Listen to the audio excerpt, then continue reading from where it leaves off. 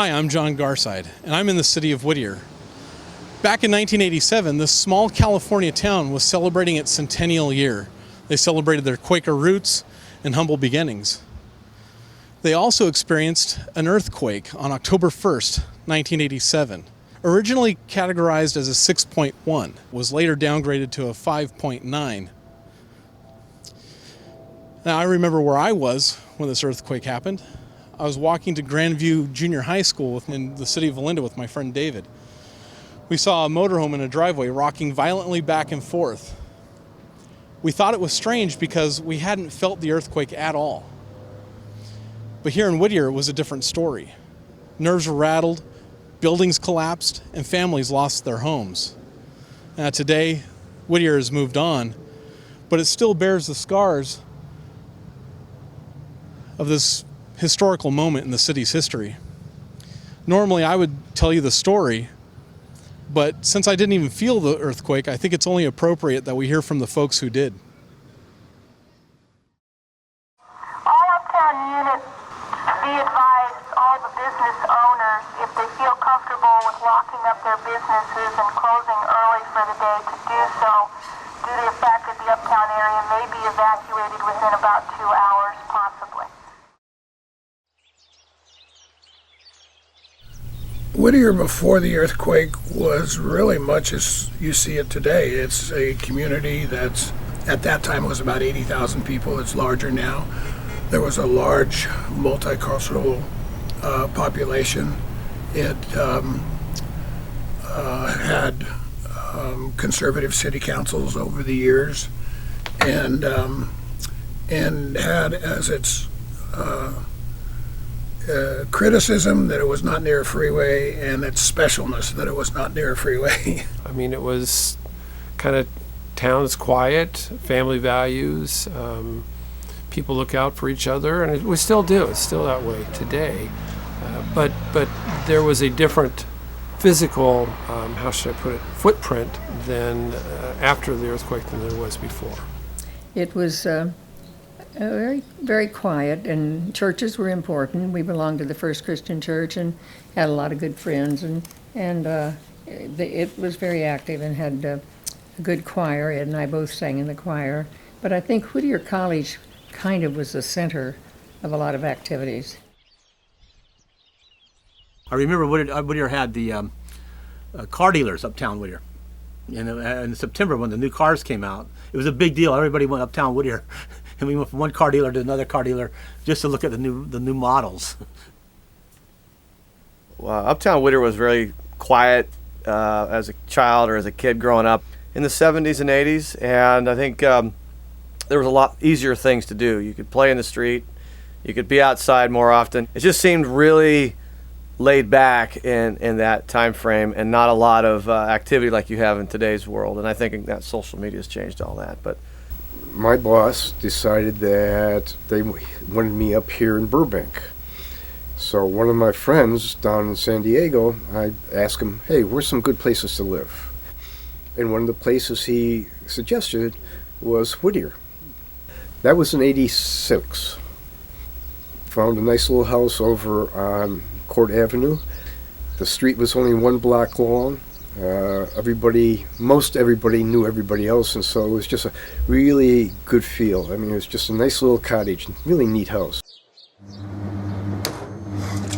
I got introduced to pottery, working on a wheel, by a friend. My first wife was an artist also, and she said, why don't you open up a shop? And we found a spot over on Washington Boulevard.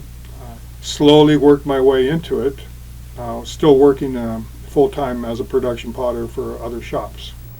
My life was centered around my street, my block, my group of friends. That was my whole life. We were very close. Everybody's parents took care of each other's kids. We were in and out of each other's homes, sleeping over. It was a special time.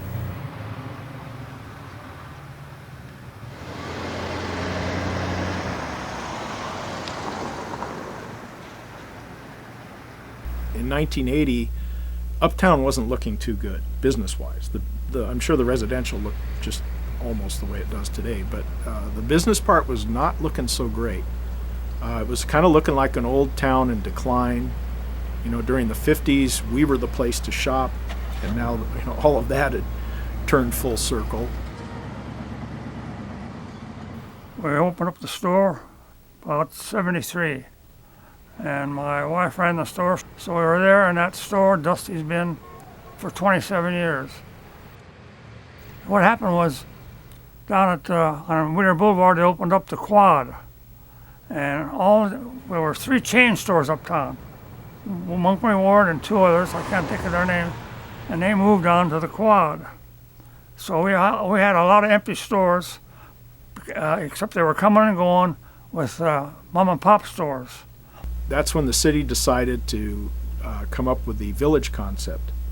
So around 1980, they did all these improvements. They put in the cobblestone sidewalks. We redid the building, spruced it up, made it look nice on the front. Everybody got awnings. A lot of businesses refer to themselves as the village this, the village that. And I thought it was a good concept, and it really made the place look nice.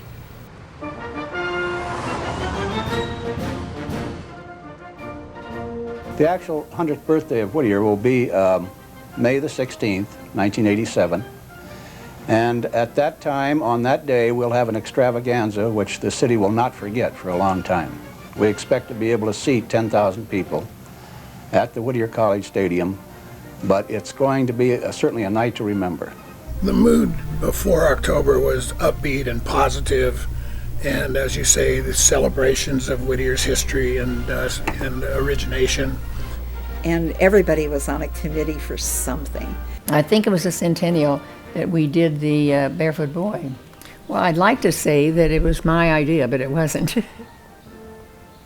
But there were a lot of projects that went on. The Centennial clock, and also the statue of John Greenleaf Whittier. We don't seem to have too many things written on that, and that's too bad.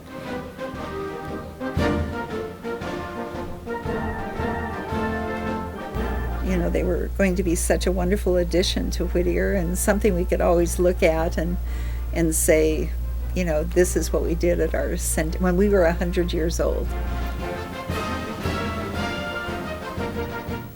We went up to Whittier College to celebrate the Centennial, and they had this big to-do with fireworks. A lot of dancing, a lot of costumes, a lot of music.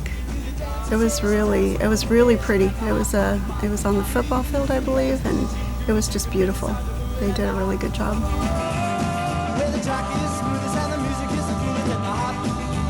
Mrs. Mauk was the centerpiece of that effort by virtue of her interest in it. And so I was there a bit under protest because I don't like attention, but Mrs. Mauk was the boss. What am I going to do? The city manager, Mr. Tom Mauk. As the covered wagons and the people came on the trains, they were dressed in the Friends clothes. But it was the history of Whittier. To travel to California, across the Rockies! Across the Rockies? Through snow and ice! Through snow and ice? Braving the frontier alone and without companionship! Woo! Let me tell you, what we'll be looking at is just a drill, perfecting its maneuvers in case of an earthquake. 30 volunteers were made up as disaster victims ranging from moderate to critical in their conditions. The fire department tested new methods of earthquake preparedness and brushed up on standard procedures as well. We had a staff member, his name was Sonny Marcus, and he really focused on earthquake preparedness to the point where we did exercises after exercises after exercise. And so I was so tired of them that the last one I told the assistant city manager, you handle it, pretend like something happened to me. We were lucky to have Sonny Marcus focused on that to the point, as I said, where we were all getting tired of exercises.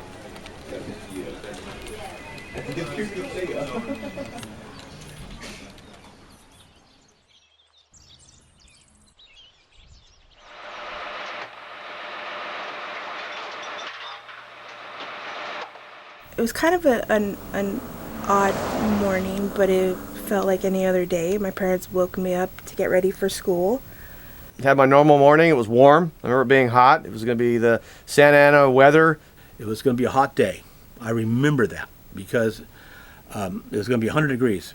And Lincoln, as most of every other school in Southern California probably, was not air conditioned. So those are miserable days. You cannot teach anything after 11 o'clock. It's just too hot. So I was getting ready for my Christmas shipments, orders that I had to finish. And so I was 3 or 4 days of decorating pottery, glazing and painting, and was all ready to go. Opened up the kiln doors. I was getting ready to, I went to grab a board. As soon as I touched that board, it hit. The earthquakes, it just started shaking everything. My parents ended up leaving for work because they had to. My sister left for school. Well, I was not ready to get up and get ready yet. So I climbed in my parents' bed and I fell asleep. So every morning I'd walk from my house on Brighton Hadley at 7:30 to 8 o'clock, my usual walk down Greenleaf to Rick's Drive-In. And it's quiet. There's one man I know sitting at a table there on the porch. So I walked in and he didn't see me. I walked in on the porch, I went, "Hi!" And boom, the noise you couldn't, it was the earthquake. The same time I went like that, the earthquake hit.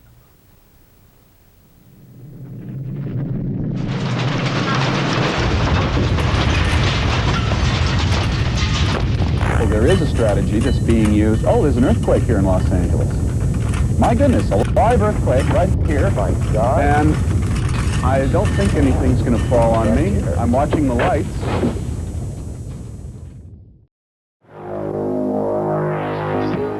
Live from Channel 2 and first in the Bay Area, this is the award-winning Teleblock News, the #1 primetime newscast in the country.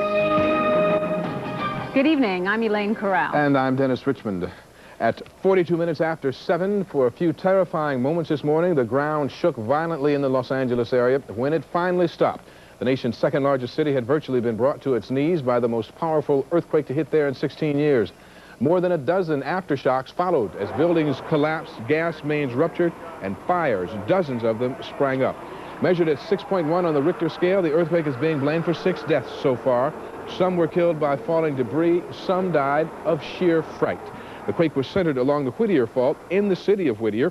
The mayor of that town has tonight declared it a disaster area. The earthquake was, if I recall correctly, at 7:42 in the morning, so I was just leaving my home in East Whittier to come to City Hall.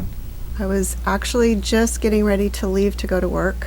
I was heading towards my front door, started to open the door, and then all of a sudden the earth started shaking. I've heard volcano noises, I've had bomb noises from World War II, and I've heard all kinds of explosion noise, but not like this one. This noise from the earthquake was just all over. The phones weren't working. They weren't working. The signals were all messed up. Everything was messed up. I drove past Uptown and I saw piles of debris everywhere.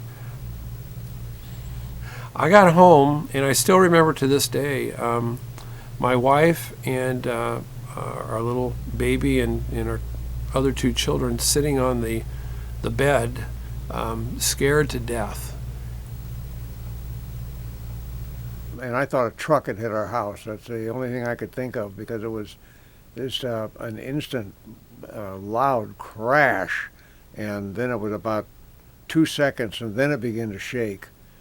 Brushing my teeth, got thrown back against the tub, almost fell into the tub, and I just got into the doorway, which is not what you do, I guess, anymore. You could actually see the walls moving like this. So they were shaking, and piece by pieces were flying, and if they weren't flying, they were just getting knocked over. And all I could think of was, I got to get out of the building. It felt to me as if the house was being picked up and dropped about twice a second, and a distance of about 12 to 18 inches. That was my, perception at the time. When it didn't stop, I got scared, and then I started hearing everything smashing, everything falling, the windows shattering, almost all at once. And I remember I was typing a staff agenda, and I was typing like this. And then this rumble came. I could hear the rumble. It was really loud. And then first came the rumble, then came the shaking. And then I remember I was typing on air because the cart just moved across the room. And I immediately turned around to see where my kids were. They both dove under the coffee table, and I took off under the dining room table. I remember seeing my kitchen just empty, one side to the other. A refrigerator door flew open, stuff flew out, door shut again. Then immediately I looked in. There were 4 girls, 4 waitresses in Rick's, and they were screaming. And all the ceiling tiles came down, and the coffee pot went over, and the girls came running out, and me and my friend, we went outside. I watched a crack form up the wall in my bedroom, which I could look down the hall and see. The interesting experience was actually watching the room in the house twist and torque. And for those who live in an old home, they'll know what I mean by hearing a lot of sounds, creaks and just knocking noises. And when everything's moving for close to 20 seconds, it was loud. And fortunately, I left my door open. I was able to get out as fast as I could. I got all these buildings around me, so you can see movement. And all of a sudden I hear this clicking. I go, what's that clicking? And I look around, I look up, and the tops of the buildings are touching, like they're clicking, like this. I go, wow. It seemed like it took forever for me to get to the front door. It was like running in water. You were trying to run as hard as you can, but you weren't getting anywhere. And then luckily my godmother, who lives right next door, saw me standing there, and she came out and just held me until I stopped crying. I didn't even realize that Ruth was still in the house, and I went outside real fast. And she said, "You didn't even wait for me." I said, "I thought you'd gone to work. I thought she'd already left." And she was in the doorway, in the front door, standing in the doorway. And my thought was, he has run outside to save himself, and I am going to die in the house. Well, I arrived at City Hall, and people were standing outside, and my reaction was, why are they all outside? This isn't that serious. Then the building director, Richard Hubbinger, wonderful guy, told me that there were serious problems uptown as inspectors were out. And so we then began to tour the uptown commercial area and the uptown residential area, and realized that this, for Whittier, was a dramatic, very, very serious and damaging event.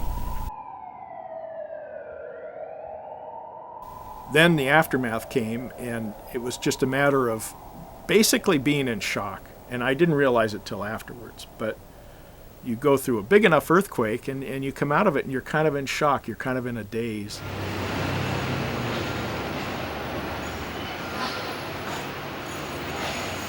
I looked up the street, up Greenleaf, and everything was down on the sidewalk. Wow. I said, boy, gosh, my wife's going to be screaming when I get home. I looked across the street, same thing. The sidewalk was crowded filled with all the debris. So I stayed in the street. So I walked over to my store, and there's my wife. She's still screaming. So I talked to her and calmed her down. I said, well, we'll clean this up later. So I went on downstairs. Nothing wrong with the building at all. And everything was in the floor. Authorities sealed off a 12-block area of the so-called Whittier Uptown. These are pre-1930 brick and mortar buildings, pre-earthquake standards. Walls came down, exposing interiors like dollhouses, and debris showered down on the few cars in parking lots. There were no lives lost or major injuries here because the quake hit before the workday had begun. One motorist says cars were bobbing up and down like boats on choppy seas. People lost control of their cars. There were quite a few accidents. People spun off to the side of the road. People were out of their cars. They didn't know whether to get under their cars, stay in their cars. They thought that it was going to go over the embankment. And people were just, it was very panicky, and the freeway was at a dead stop. got in the car, started to drive to Burbank to go to work. And as I was driving down Beverly Boulevard, another shaker hit. And all the needles, the dead needles off the Norfolk Island pine along Beverly from Magnolia out to the freeway just started raining down. And it was like a snowfall. I mean, it was just incredible. And pine cones coming down and everything else. It just so happened, of course, Ed was very involved in head of the Santa Fe International at that time. They had board meetings in England. And I remember one morning we stayed at this little kind of a bed and breakfast, and this man we came to the breakfast table. Everybody sat at the same table. Everybody introduced themselves. Where are you from? And we said, well, we're from Whittier, which is near Los Angeles in California. He said, oh, I heard something about that last night. Said there was an earthquake. And so I called our son Michael. And I said, Michael, the man said that he'd heard that there had been an earthquake in Los Angeles. Michael said, Los Angeles? He said, what about Whittier? I've been trying to find you.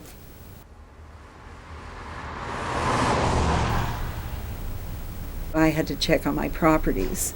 I was a Girl Scout leader, so there were a number of the girls that were in my troop. And so they went with me to the apartments and then to the mobile home park. And the mobile home, they're on like tripods, so they really rock. Everything inside broke. And so I took my Girl Scouts and they went around to all 76 of the units. One girl would wear very heavy gloves to pick up glass, and then the girls helped clean. Then we spent the rest of the day until about 9 o'clock at night. It was just messy. Oh yeah, Lincoln took it bad. Lincoln was one of the worst in the city. The children were supposed to be there at 8, and we opened up at 8:30. There were no kids there. But staff had been there, because staff had to be there at 7:30. So after the earthquake, the first concern I had was the staff. So I went around to every single teacher to make sure that they were okay and that they were accounted for. And then what happened was the parents started bringing their kids to school like nothing had happened. And I'm sitting there with a severely damaged school, and all of a sudden these parents started dropping their kids off. I didn't expect that to happen at all. And we had 60 kids, which is about 20% of the school, actually show up for school that day. Lincoln was built on a site that's a riverbed. If you drive by on Broadway, you can see it goes down like that. So it's built on sand. And there was a school there prior to that. During the 20s, it was called Broadway School, and that school was wiped out during the Long Beach earthquake. But this time, when they built Lincoln, they did it right.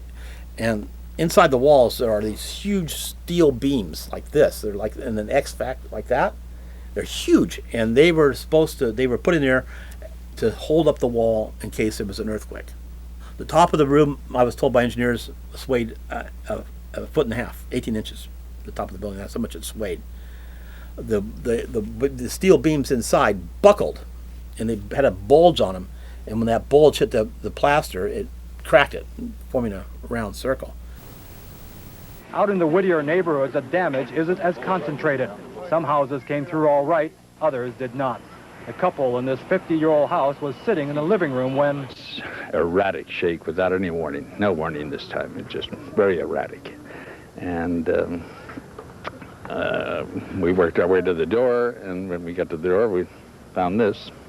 And it didn't stop. It just kept coming. This family is going. Their house is simply unlivable. It jumped off its foundations. The house is separated from the front doorstep, and you have to step down to get into the house. As scary as this looks, imagine being inside the house when it dropped. And the house just started shaking really hard, so I went to the kids' bedroom door to see where they were. I couldn't find them. They were both under the bed. My baby was in the front bedroom, so I ran and got him, and then we stood in the doorway. And the house continued shaking, and as soon as it stopped, we grabbed our clothes, got dressed, and climbed out the back window of the door. I went up on my back balcony. I have balconies on the front and back of the house, and I had some neighbors that were living in an old mother-in-law apartment above a garage next door, and we were kind of talking to each other, and then they started telling me something, and it was weird because I wasn't quite registering what they were telling me, and they were saying, your chimney is gone. And at the roof line, once I got up on the roof to take a look, everything above the roof line just sheared off and moved about 3 feet to the side. The chimneys were a big problem. Several hundred or maybe 150 or something like that, because they're the most unstable part of these older homes. I went across the street to my friend Fran, and she did not have as much damage as my house, which I thought was pretty interesting. I thought, how come? Is there like something going on in the middle of our street? Because that side of the street did not seem to have as much damage as my side of the street. Because the chimneys on that side of the street did not fall, the ones on our side did. But we do have a residential area in the north part of Whittier, not far from here, that was hit pretty bad. Houses off their foundation and porches that fell in, and all the chimneys went. And some houses just split down the middle. So it was very severe. We weren't allowed back inside the house because it had already been condemned by the city. I don't know when, but my parents went and got everything. So all of our clothes and toys and stuff. But we were never allowed back in that house. If I remember correctly, 300 homes in the uptown area were damaged to the point of having many of those people have to spend time in a shelter that was run, by the way, by the recreation department, because they were used to managing auditoriums and things. FEMA showed up, Red Cross showed up, and they took over our office space. They were the ones in charge, and they were then telling us what we needed to do. People were starting to come in looking for help because they had lost their homes. We had people who had broken legs and just no longer had a home to go to. And we set up cots and stuff inside the gym, and as it turned out, there was a lot of people who did not want to go into the gym because we had tiles off the ceiling that were still falling.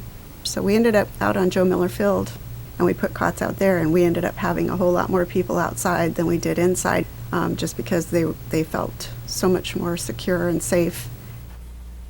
And somebody came by and said, you have to go over to the community center because half your students are over there. And they would see that I was there and I cared for them. So I went over there, and I remember parking the car in the lot over there, and then I walked into the gym, and all these cots out there, hundreds of cots, and the parents are there, and all these little kids. And as soon as I walked in, they all knew me, and all of a sudden I'm sitting surrounded by all these little kids. Miss Moore, Miss Moore, Miss Moore, you know. And I said, what do you say? On the residential, the challenge was to get them inspected and get people back in them as quickly as we could, if we could. But as I say, the shelter was open for 3 months because many people didn't want to go back.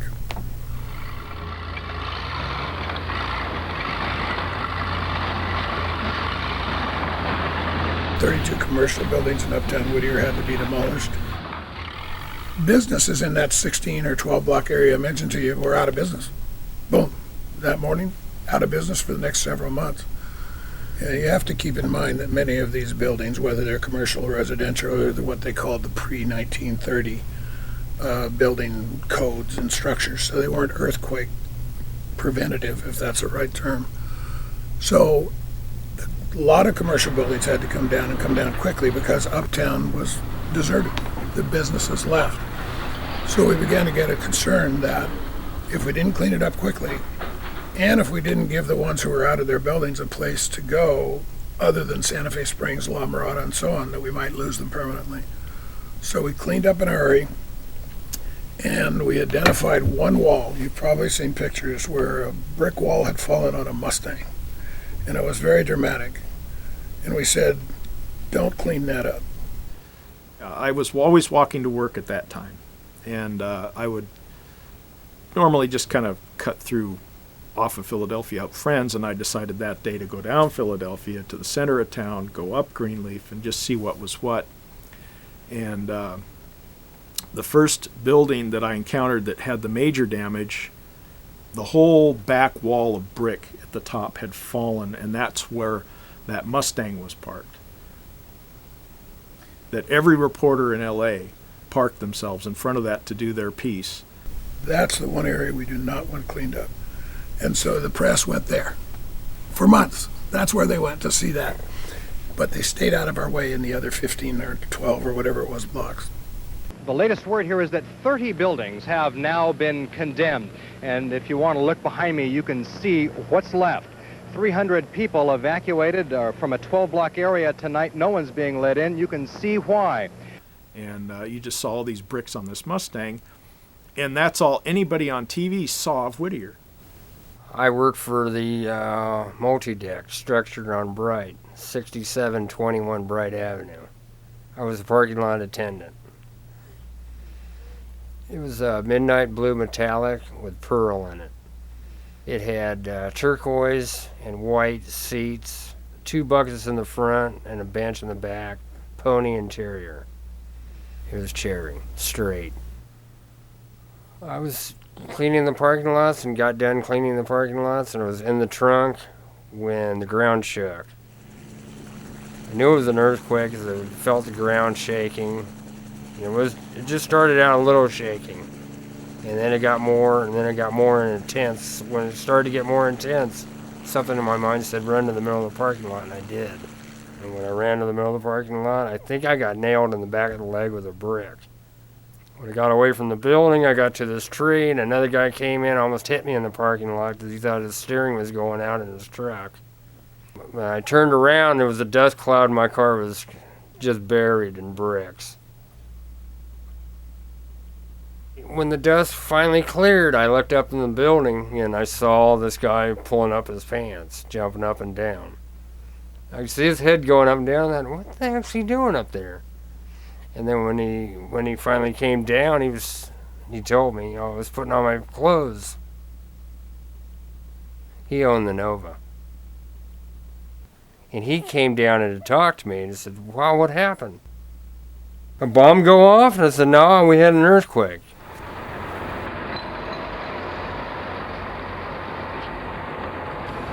Los Angeles shook, but it's still standing, and it survived. Columns of smoke rose from 36 structure fires caused by the earthquake. Natural gas lines ruptured, starting close to 70 small fires. A very horrible noise, the grinding noise of the building. And the only thing I could describe it is when my car was totaled by a semi. It's the only thing near. Probably one of the most horrible experiences of my life. Women screaming, children crying, men running everywhere. Yeah. Trying to get out. This was not a rolling earthquake, but a sudden, violent shake. We got a large rumbling and shaking of the building. We were about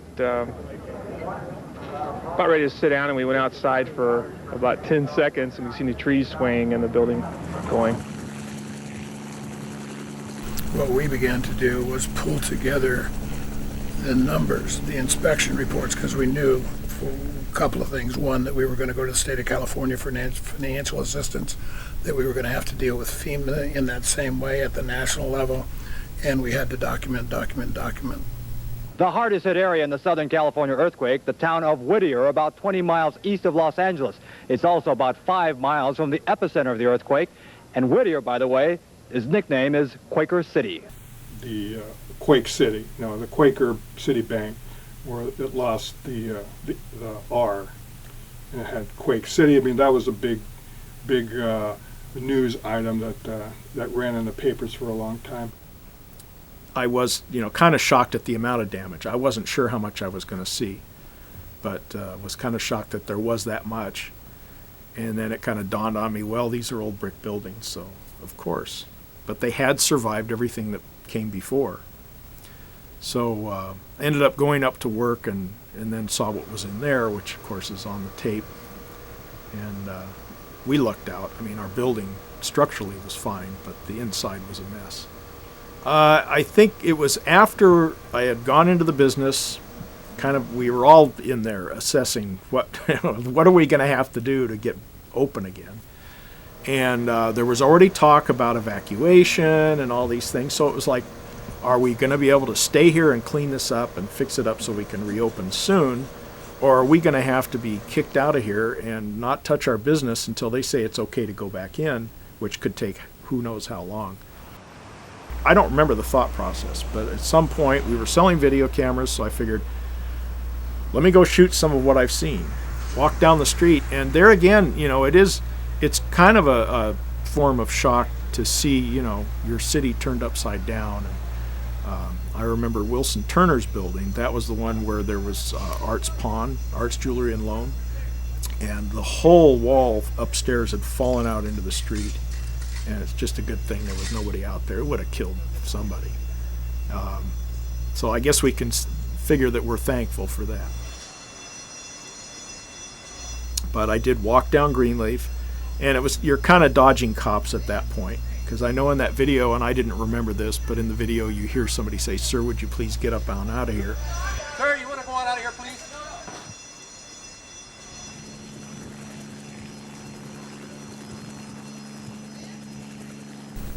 There was a command post for the police in Uptown at Wardman and Greenleaf, or Wardman and Bright. And that command post was open 24 hours a day. I didn't go there one time that I recall that the chief of police wasn't there. But Chief Jim Bale was the true definition of a leader. In October of 87, Whittier City had excellent people who had been through the exercises that you asked about, and all of whom jumped into action. The city council that was in place at the time met every day for about a month. Some of those meetings were 2 hours, some of those meetings were 15 minutes, and they were in City Hall. And it was a matter of us keeping the council informed and asking them to do things like the mayor handling the tour of the governor when the governor came to town, that kind of thing. And their response was to say to the city manager, just go and get the job done and keep us informed. So that's the kind of dedication, commitment that people had to addressing the problem on behalf of Whittier. For 6 people caught in the quake, today was the last day of their lives, and in some cases, death came violently as the ground shook. At Cal State LA campus, a young college student was crushed to death when a chunk of concrete fell on her, and a construction worker got caught in a major landslide and was buried alive 33 feet underground. A 32-year-old man just taking a shower was hurled to his death out a second-story window after slipping when the building started to sway. A 69-year-old woman was so distraught over the quake, she died of a heart attack while talking to her husband on the phone. He was trying to calm her down. And another woman, 73 years old, got so upset she too suffered a heart attack. Police say just before she died, she called her apartment manager in tears, begging for help. We, of course, extend our personal and official deepest sympathies to the families of the 6 people that we know of to this point that have lost their lives as a result of this earthquake. Tonight, in Echo Park near downtown LA, families set up barbecues. All say that because of the aftershocks, they are afraid to go back inside. There was movement all night. You didn't know if it was an aftershock or something crevicing. So sleeping that night it did not happen. Here's Johnny.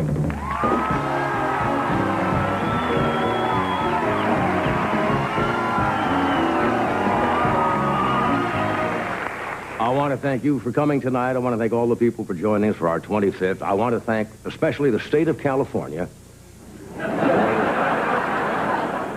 for the special salute this morning in honor of our 25th.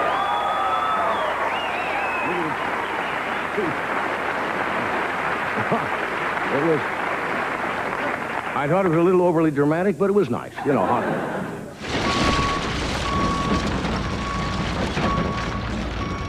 The state emergency preparedness people diminished the amount of damage in Whittier. So they went before the legislature and said it's $10 million worth of damage. But the building department had documented everything they inspected, and it was $100 million. This thing is actually leaning on this thing now. Take a look over here. So we took this pile of computer stuff up to the state and testified before the legislature and they recognized that it was $90 million and based some of their aid on that number. Well, and this clearly is not the biggie. Nevertheless, if it's 30 years before the big one really does happen on the San Andreas, we're going to have this kind of earthquake occurring every 4 or 5 years, and in the long run, these may be more damaging in the city of Los Angeles, these kinds of earthquakes, than the big one on the San Andreas at a greater distance. Had this earthquake itself occurred the downtown LA area, I suspect it could have potentially been much more damaging. There were 4 magnitude 3s in August in LA. There have been numerous ones over the last year, probably 10 or 15. Does that sound about right for the last year? So the LA area has been a little more active than normal, and the rest of the state, Southern California, has been a little quieter than normal. And for those of you worrying about another one happening soon, the chances now of another one as strong as the one we had this morning happening, there are 99% chance that nothing is going to happen that strong, so you can sleep well tonight, says Dr. Lucy Jones. Fred Anderson from Caltech. And Saturday night, basically went over to my grandparents' house. They were coming back from a trip, and they lived on the west side of town. They had a little bit of damage, and they wanted me to spend the night in their house because they were worried about the house I was in. It wasn't until Saturday afternoon that we had everything cleaned up and the ceiling put back together, and we were pretty much ready to open.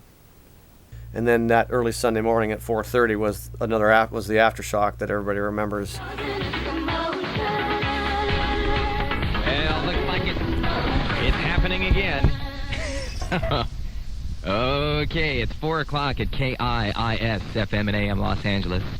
And we're still on the air, and we're going through another, seems to be aftershock. And it's still rumbling through at the moment.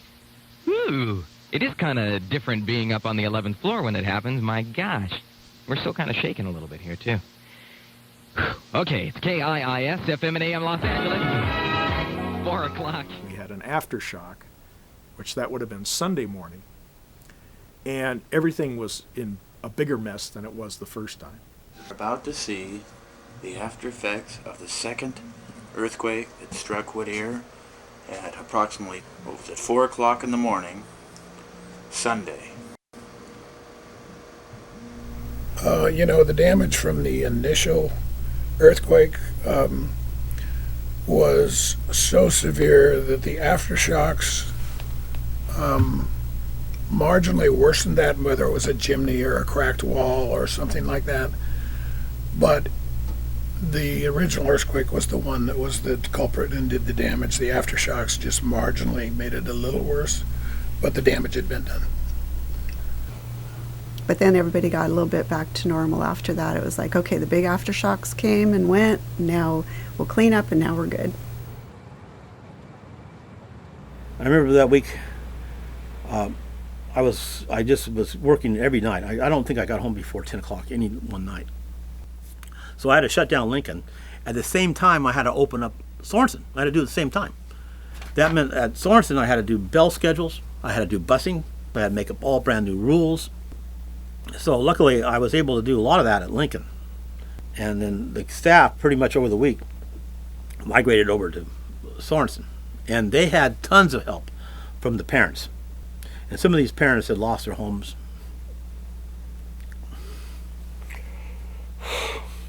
It was Friday about 4 o'clock. I was the last one to leave Lincoln. I locked it up. And then I went over to Sorensen. And they had a big sign that said, "Welcome, Lincoln students." I think in my career, I was a principal I've been in education for 40 years. And I was a principal for 11 of those. And I think those 2 weeks were the best work I've ever done in education, those 2 weeks. And it was also the hardest.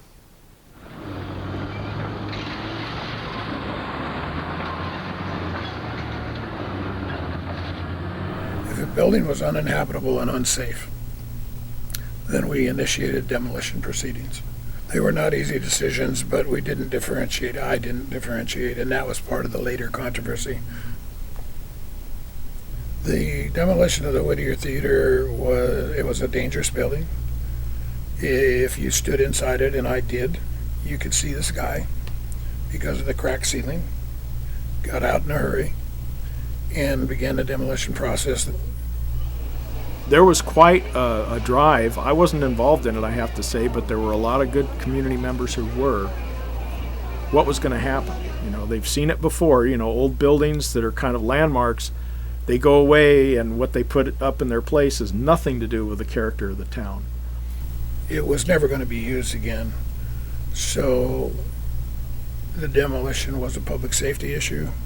The historical folks felt differently, obviously, and, you know, I don't demean them in any way. They had a point of view, and I learned a lot from them. And so eventually it all settled down. But yeah, there was a lot of conflict. And as I say, we all got educated by those who had not been participating much in the political process before the earthquake, but did after the earthquake.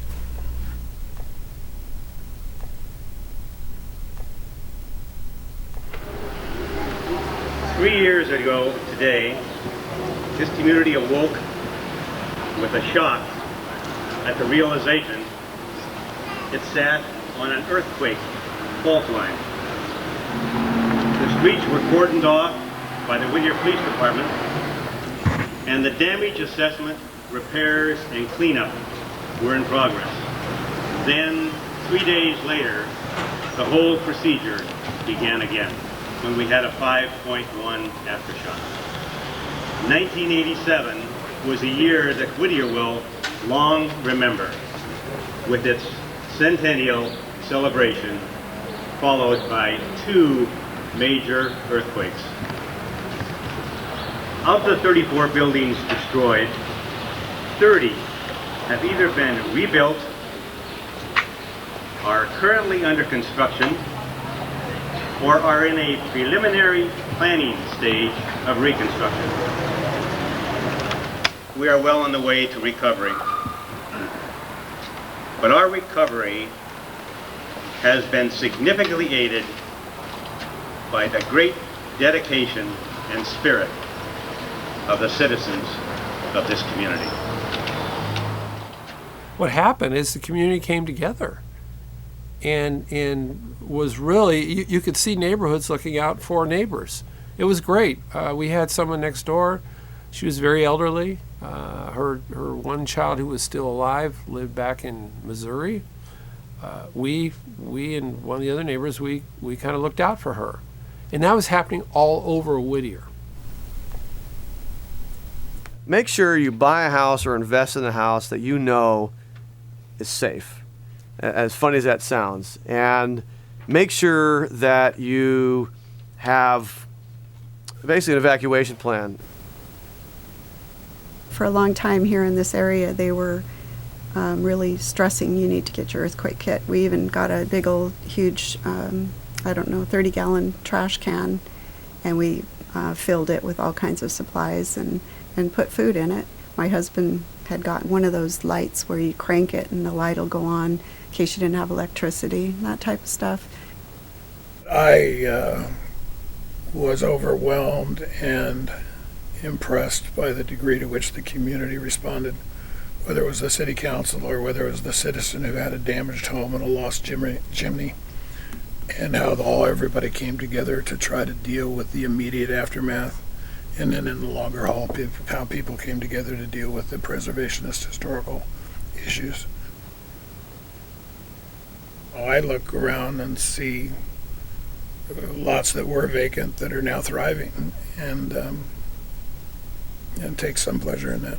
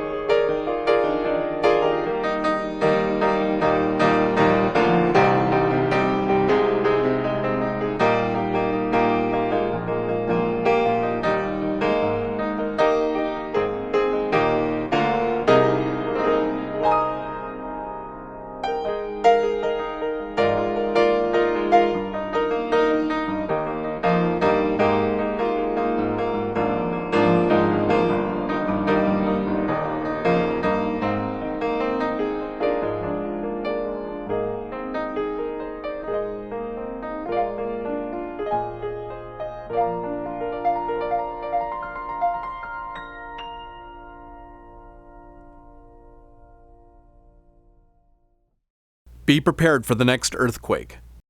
And teach your children to drop, cover, and hold on. Have a home evacuation plan and prepare an emergency disaster kit filled with enough essentials for your entire family. For more information on earthquake preparedness, please visit the website for the American Red Cross. Tours of the Whittier Museum in the city of Whittier are available. Please call the Whittier Historical Society or visit their website for tour information. Getting to the bottom of a story or myth can be an adventure in itself. If you have a mystery you would like to solve, I suggest you find out for yourself. Discover the information you're looking for at your local library today.